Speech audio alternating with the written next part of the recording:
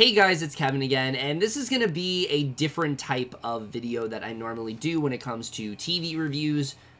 So, as you're all aware, we are living in a time where there is a streaming war going on. That is something we all know about, and there are constantly shows coming out from all of these platforms. It feels like it's impossible to catch up with everything that's going on. I've been trying to do it myself. Me and my girlfriend have been watching practically every show together recently, and we haven't even been able to keep up with everything because there's just so many shows coming out at once pretty much. But the one commonality I noticed throughout a lot of these shows is that the only ones that tend to get any sort of promotion are the ones that air weekly. These shows that air weekly, unless you're something like Stranger Things, for example, you're not going to get a lot of promotion unless you have that weekly release.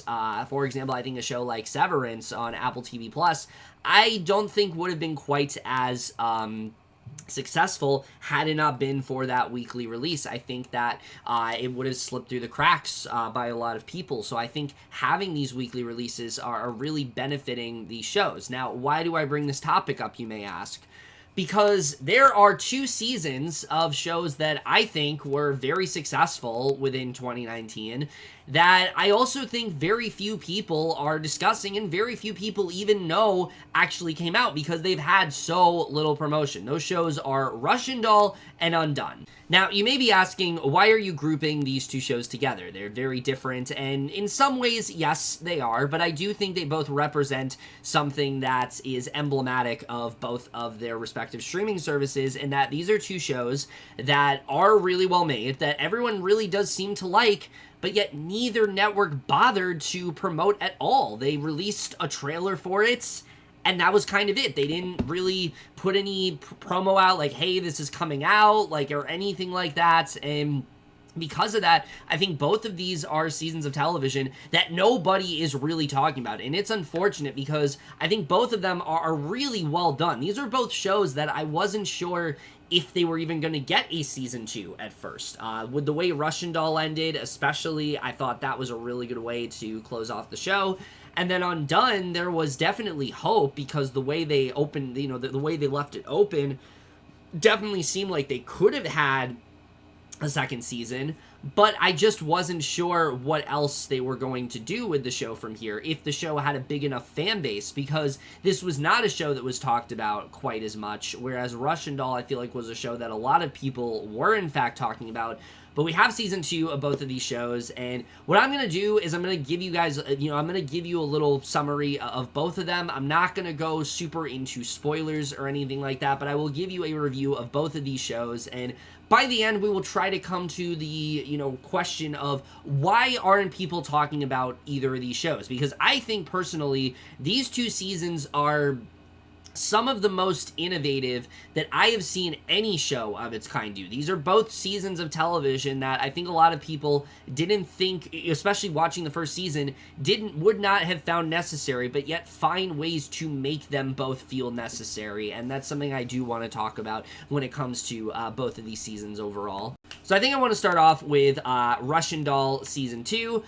This was a season that, again, I didn't really know if we were going to get. We waited a long time for it, just like we did with Undone, and it's a very different season this time around. Season 1 focused a lot on the idea of time loops and, very like Groundhog Day style, but also really diving deep into the effect that can have on you, and also maybe why Nadia and eventually, why Nadia and eventually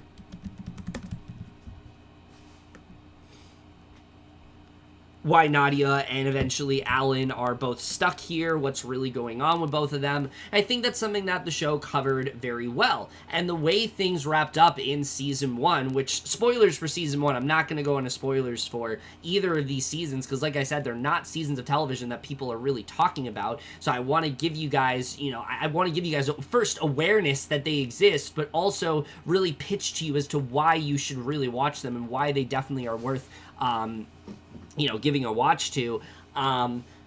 The way Season 1 ended with both Nadia and Alan now coexisting in the same time loop seemed like a perfect capper to that show. These 2 people who are now they understand each other more than ever. They've become best friends. It just felt like the perfect way for the show to wrap up. You know, Alan's now dealt with, you know, his trauma of what he was going through. Nadia's kind of dealt with what she was going through. So I really didn't know what season 2 was going to bring to the table, except for the fact that I was just excited to see these characters again. I enjoyed them in season 1. I was excited to see what they did in season 2. And like I said, season 2 is very different. This season focuses a lot more on the idea of time travel, but not in the way you normally would see it portrayed. It's much more about time travel in the sense of the consequences of what can happen. Is it possible to change events? And if you do change events, what consequences will arise from that? I think that's something that this season explores very well. I think they do a really good job of diving deep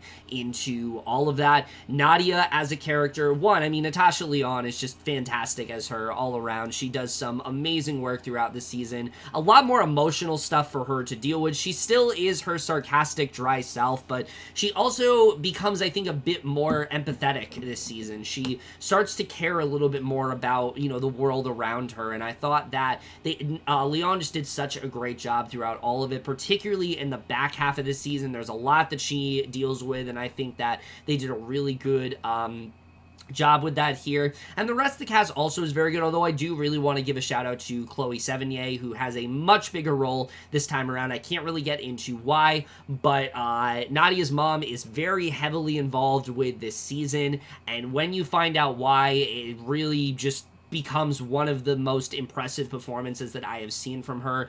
Episode 3 in particular, there was a scene with her that had me just absolutely stunned by what she was able to pull off. I just absolutely loved what Sevigny ended up doing throughout this entire season.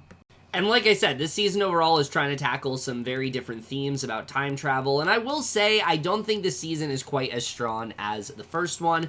I think that there are a couple things that do bring it down. One of them is that I think that the season was overall a little too short. Some of these episodes are just I think they could have been a bit longer. It's hard to tell at times where the season is really going, but there is a really nice emotional core to it that I think by the end really does bring it all together. And also Alan as a character, so pivotal in season 1. I feel like this season, they didn't know what to do with him. You know, they pretty much wrapped up his arc of everything that he's been dealing with. He's much happier this season. He is in a place where, you know, he just feels a lot more at peace with himself.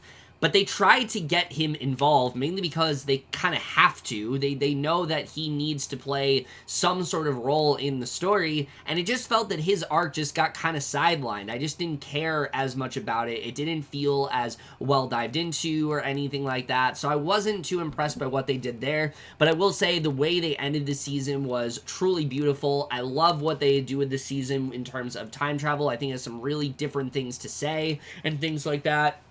I think that the comedy does still work incredibly well within this show, and I really liked a lot of what they did within this season. I don't know if they're going to make a season 3, but if they are, I will very much be on board. I think as long as they're able to continue tackling different ideas like what they did here, I will definitely be excited to see what they end up doing moving forward. So I was definitely a fan of this season overall. I really wish more people were talking about it. I'd give this season a B. Like I said, I don't think it's as good as the first one, but it's still very much recommended. I think this show there's really nothing like it on TV right now. I think the themes that it tackles are very unexpected, especially when you get to the beginning of the season. I don't think you're going to be quite expecting what they end up doing here. And like I said, there are points where it can be frustrating, but by the end, I think it's a very gratifying watch that I definitely do recommend watching overall.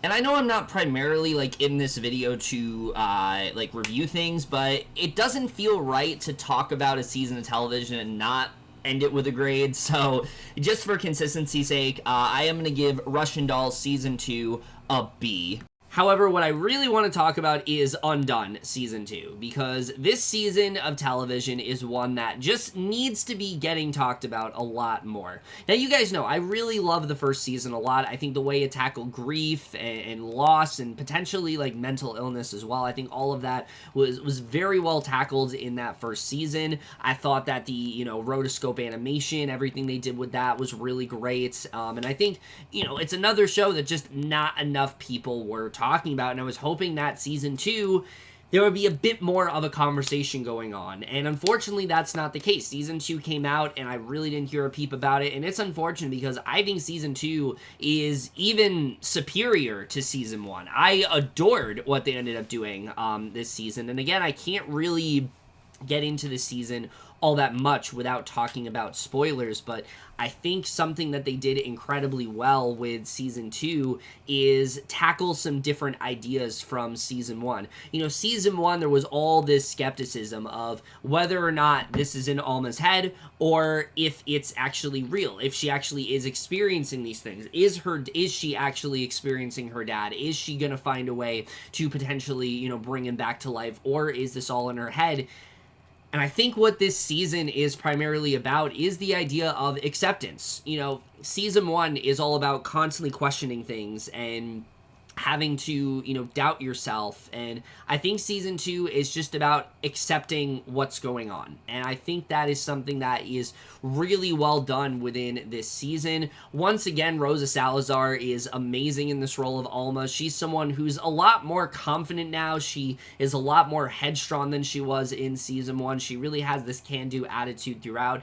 And I think that's something that is very rootable throughout the season. Even when things don't seem to be going her way, she still tries to remain as optimistic as possible. But what I think makes this season even better than Season 1 is the incorporation and much larger role of Becca this season. You know, this is not a spoiler because we saw in the trailer, Becca is very much involved with a lot of the time loops going on here. She has these powers of her own now. We get a little bit more into that, and it gives us a bit more of a chance to dive deeper into the dynamic between these two sisters, because Season 1, it was very contentious. They didn't really like each other that much, but this season we get a much better idea of what Becca's really dealing with. You know, she's got a lot of her own sort of struggles, you know, when it comes to her relationship and things like that, and I really liked getting to see that here. I think it really strengthened this character in an amazing way, and I think it just made for that much better of a show by really, you know, centering the dynamic on Alma and her sister. We're just given a chance to really see why her family means so much to her. And it's not like we didn't in Season 1, it's just we were kept a little more at a distance because of what was going on. But this season, I just think they did a much better job with that. I think she plays a much more crucial role this time around. We tap more into her life, and the way they connect her to Alma in this much deeper way, I just think they did a really great job. And it's similar to Russian Doll, it does take a little bit to figure out where the season is going, but the mystery that they set up here, I think, is even more compelling than Season 1, because we get all of these sort of family secrets that are revealed, and in doing so, it gives the character of Camilla a lot more layers. She is not just the concerned, overprotective, you know, slightly, slightly out of bounds mom. That's not who she is this season. She has a lot more that she's going on with. She has her own emotional baggage, and there's a reasoning for why she has been so distant throughout this season. We see from the beginning she's very distant, she's kind of closed off, and there's a reasoning for that. And when they got to that, it just opened up this whole new layer of the character, and from that point, this became easily one of my favorite things I've watched all year. I was so locked into everything that they were doing this season when it came to the secrets that were being revealed, but again, also the way they dive deeper into the family. And there's so many revelations we get here that I truly did not know I needed. But I think it made this show so much more gratifying and emotional overall. And I really shouldn't be surprised that it goes to these places because of who is involved. Raphael Bobs Waksberg, who did BoJack Horseman, this season feels way more akin to like those penultimate episodes. I mean, there's a lot of moments this season that you're gonna shed a lot of tears. It's a very heart-wrenching season, but also a very, I think, emotionally satisfying one, and I really liked what they ended up doing here. The penultimate episode of this season in particular, I can't talk about what it's about, because again, I'm not talking about spoilers in this video. If you want spoilers, go watch the show. That's the point of this video. It's not really, I am reviewing, but I'm more trying to get you guys to really know that, you know, become aware of these shows and seek them out. But the penultimate episode of this season is quite possibly the best episode of television that I have seen all year. What they ended up doing with it, it just, again, it was just such a meaningful episode. What they ended up doing, the themes that they brought about here, I just thought they did such a great job this season. All of the relationships here just feel so much more special this time around, and I think, again, it's the emotional complexity that they added to this that really just connected me so much more to season 1. It's not like I didn't feel connected to these characters, but here it just feels so much more important. It all just feels so much more vital in that way. You feel like this could be your own family. You find yourself really latching onto them this time around, and I think they just do a really great job with that, and that was something I was very impressed by when it comes to this season. But the ending of this season in particular also just really struck me. The way that they wrap up this show, to me, feels final. Like, the way this ends, I could see this potentially being the final season of the show. And if it is, I'm at peace with it. Like, I'm totally fine with the way they wrap things up here. I don't think people are going to see this ending coming. I think it's one that is going to take you by surprise. But it really kind of recontextualized the show in an amazing way. And that's something I really appreciate about this season, is that this season wasn't just trying to expand the family, you know, give us a deeper look at the secondary characters.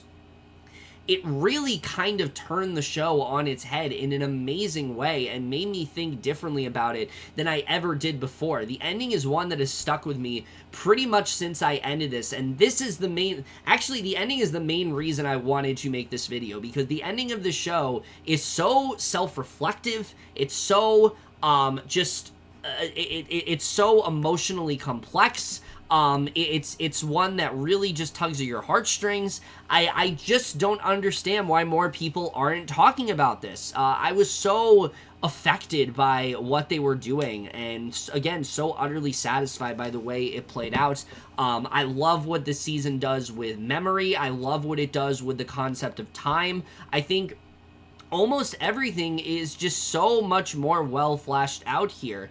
And it sucks that this show has been so overlooked, because I really do think it's one of the best of its kind. The way they play around with the animation this season, I think this season is way more impressive when it comes to the rotoscope. And it's not like it wasn't in season 1. They do so much more with it here and really push the bounds of what you can do when it comes to, you know, animation styles. And I loved what they ended up doing here. Like I said, every performance is just phenomenal in this season. My only real complaint is that I do think Alma got kind of sidelined for a little bit. And there were some elements to her character and the path that she takes that I wished were explored a bit more. But, like, other than that, this is such a phenomenal season of television. It's so meaningful. It's so deeply cathartic to watch. And while it's been a long wait for this show, I mean, it very much did pay off in major dividends. And for me, it ended up becoming one of the best things that I have seen all year. I really just wish more people were talking about this season and how just wonderful of a show that this really is. It's not one that I think a lot of people are going to seek out immediately, but I very much do recommend doing so. Yes, it can be weird at times, and sometimes it can, you know, you're not really sure where it's going to go, but I promise you, if you stick with this season, it's going to become one of the most gratifying things you will have ever watched, and I cannot recommend what they end up doing here enough. Undone Season 2 for me gets an A. So yeah, both of these seasons of television, like I said, are really good in their own right. One of them is, both of them are of the highest recommendation, I would say, even if I'm not absolutely in love with everything that both of these seasons do. I think both of these shows are recommended because they're so challenging in the way that they end up telling their story. They're so much more different than what we see out there. You know, we're always clamoring for something innovative, something, you know, something special, and both of these shows are very much that. I can't think of many other shows that are like these, and I think that's what makes them so special, but yet there's almost radio silence when it comes to chatter surrounding it, and it's unfortunate because I really do think both of these shows are really special. the binge model is one that I think is really hurting it. You know, we've seen this with Netflix lately. They're losing a lot of money. You know, even with Stranger Things coming out recently, I've seen people say they much prefer the weekly format, and I think ultimately that is the key to success at this point. This binge model, dropping all the episodes at once, it's not working anymore. It worked for a while, but now it's not the ideal model. I think it's because people thought for a while that was the only way to consume, you know, television. But now we know that there are other ways to do it, and other ways that just work a lot better. You know, if you want people to talk about your show, if you want to continue to gain that momentum, putting a show out weekly rather than just dropping the whole thing, again, as good as much as you know, want to binge something, you have that temptation. Once you do, it's done, and you're probably not going to be thinking about it for the next few weeks. Both of these shows are shows that I absolutely love, and yet I haven't been thinking about them quite as much as I have other shows that I'm watching weekly, because again, there's more to look forward to, there's more to speculate on, whereas both of these seasons are complete, and I already know, you know, how I feel about them, and so I don't feel the need to constantly talk about them. But yet, these are also shows that I think should be getting that conversation. These shows should be getting that fan base, because they are something really different. They are something that I think is going to cater to a very specific audience. And I just wish that both of them had a lot more, you know, of a dialogue surrounding it. I wish there was just a lot more of a fan base going on with these shows, because I think if they did, these shows would be far more successful than they turn out to be. I don't know if this is going to be the last season for both of them, but I really would not be surprised if that is the case, just because, again, of how little chatter I have heard. So, yeah, that's just my little video on this. I really don't know what the solution is here. I think Netflix needs to get their shit together. I think they need to realize that the weekly format is something that very much, you know, is going to incentivize them to really propel their streaming service forward. They are struggling right now. Amazon's doing a lot better, but they still drop some of their shows all at once, and I think they need to take a lesson from things like The Boys, things like Invincible. Hell, Legend of Vox Machina, they only dropped like 3 episodes a week, and I think that show even had a little bit more chatter surrounding it. I just think that these shows, you know, people would jump on them a lot quicker if there wasn't as much to consume. If they did, and also if they did a better job with promoting them. Quantity is not the issue. It should never be about quantity. It should be about quality. You want to have quality shows that are going to give people a look at your streaming service and give them a reason to stick around. And I think both of these shows are very much a reason to do so. So why is nobody talking about them? Because again, the promotion is just not there, and it's unfortunate because it very much should be. But that's really all I have to say surrounding these topics. Both of these seasons of televisions are ones that I highly do recommend. If you want to talk more spoilers, if you've seen both of them, you know, I'm down to talk about it in the chat or anything like that. But just be very careful when it comes to that stuff, because I don't really want to ruin it for either of you guys. But that's really it for this video. Hope you guys enjoyed it.